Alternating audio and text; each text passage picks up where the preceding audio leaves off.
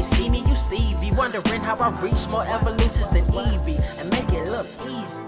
What is up, Earth's mightiest subscribers? It's Blerd without fear. Welcome back to the channel. All right, today's video, I wanted to take a moment to sit down and talk about Transformers number 6, written, penciled, and inked by Daniel Warren Johnson with colors by Mike Spicer.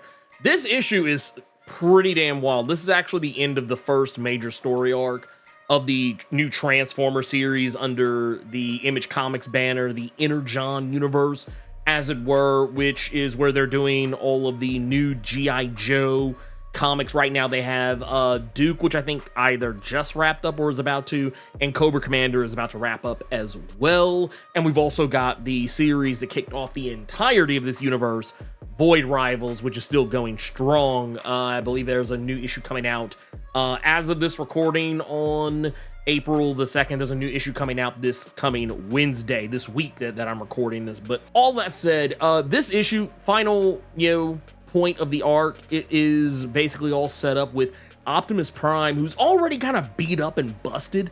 And if you don't know why, you can check, I have a previous video up here. You can go check out why that is the case there, but just know that he has been through the ringer. It's also why he is using the canon of Megatron, because, a lot has happened in these first 5 or 6 some odd issues. But this is the issue where we get to see him fight one-on-one with Devastator. And I don't mean just like, all of the different Transformers that form Devastator individual of each other. No. This is Optimus Prime going one-on-one with Devastator, fully formed in his final form, all that good stuff. And it's crazy. This is, and I know some people are kind of iffy on the Daniel Warren Johnson led Transformer series. I don't know why. This is such a it's like a visceral story. It's like I don't get why people hate on this book as much as they do, because I mean, for one, it's beautiful. His art is fantastic for this, but we get to see what I feel is probably the greatest fight that has never been filmed before or like done in any kind of an animated fashion. I mean, yeah, I know there's been some stuff, more recently where they've shown the Transformers just really throwing down, but this is so much better. We literally see the leader of the Autobots give Starscream black mass. We get to see Devastator literally snatch Optimus Prime by one of his legs and swing him into Starscream, for that matter.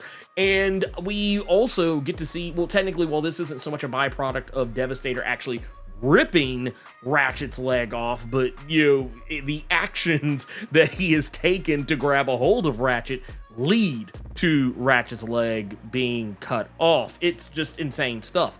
And we also get to see there's a lot of like iconography and just very interesting things that are happening in this issue. We get callbacks to the 1985-1986's Transformers the movie. We get to see a few moments that, like, I honestly believe Daniel Warren Johnson is literally just used the reference of these, and not to say he doesn't use references normally. He does, actually. If you ever go watch a stream, you can see it.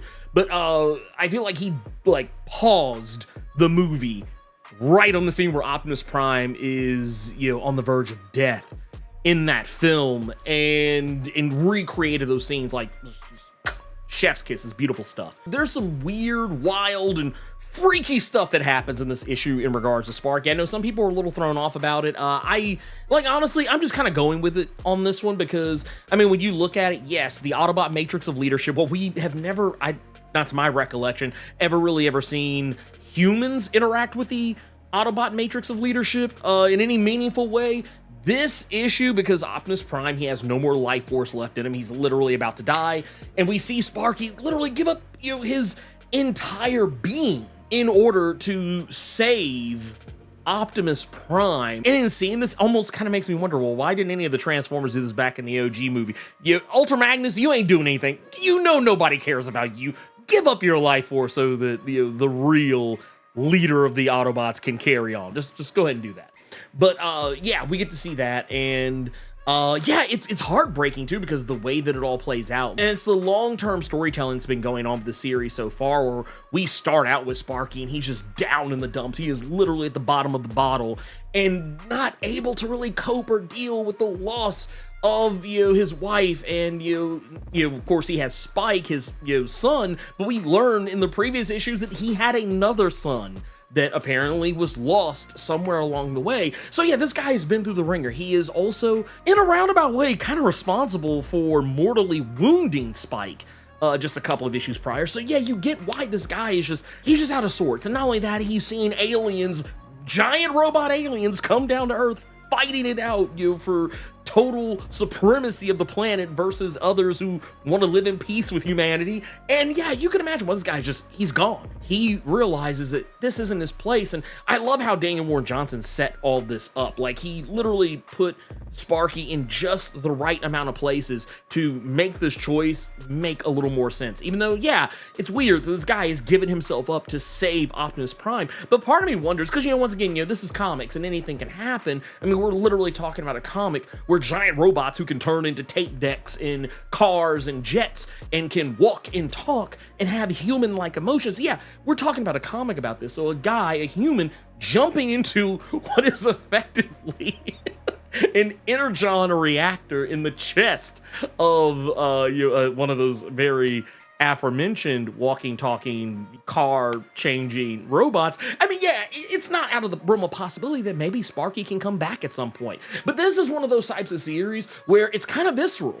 And I feel like a lot of the choices that are made here are very deliberate. Case in point, how Bumblebee was clapped in the first issue, like unceremoniously ended. Like, it just was like, get him out of here. Just yeeted him off the page, and it was just fantastic. But seeing everything else here, the stuff where when Optimus Prime is fully recharged, he's back and taking the fight to Devastator, and it's one of the, it's the things you notice. Like, sometimes when you're reading a comic, you're just kind of caught up in the art, but sometimes you don't notice the little details. And the fact that when Optimus Prime has both Megatron's cannon and his own blaster rifle, he just shooting everything, just anything within a country mile of him that has a Decepticon icon on, he's just taking them out. And there's a point where if you just really pay close attention, and you don't really have to look for it, it's not like something that's hidden, but it was just something, when I saw it, it just kind of made me smile when it says, "You know the song." And it basically let me know, because I was already kind of hearing it in my head, I was hearing "You Got the Touch," and I was just like,